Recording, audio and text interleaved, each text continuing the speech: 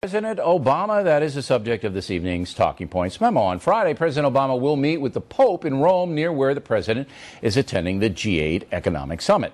Wouldn't you like to be in on that meeting?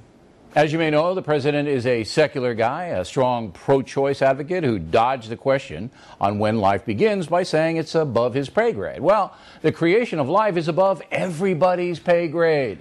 But it seems to me if you don't know, you might have an obligation to protect as many lives as you can, right? I bet the Pope sees it that way as well. There's no question President Obama is a secular leader, and that message has been well received in Washington. For example, for more than 40 years, the Air Force has flown over the God and Country Festival in Idaho. But not this year. Nope. Pentagon says it cannot provide planes because the festival endorses religion. Again, the Air Force cooperated with the Patriotic Festival 42 years in a row, but will not this year. On May 7th, the annual National Day of Prayer was held, but the president attended no events for it.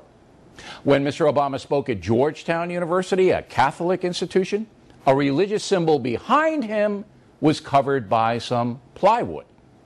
Are you getting the picture here? Also, after worshiping for 20 years in Reverend Wright's Protestant church in Chicago, the president now no longer affiliated with a specific church. To be fair, Ronald Reagan was not an outwardly religious man. Neither was Thomas Jefferson and some other great American presidents. We should be electing problem solvers, not Bible thumpers. But to diminish spirituality by denying the good folks in Idaho a flyover is simply stupid.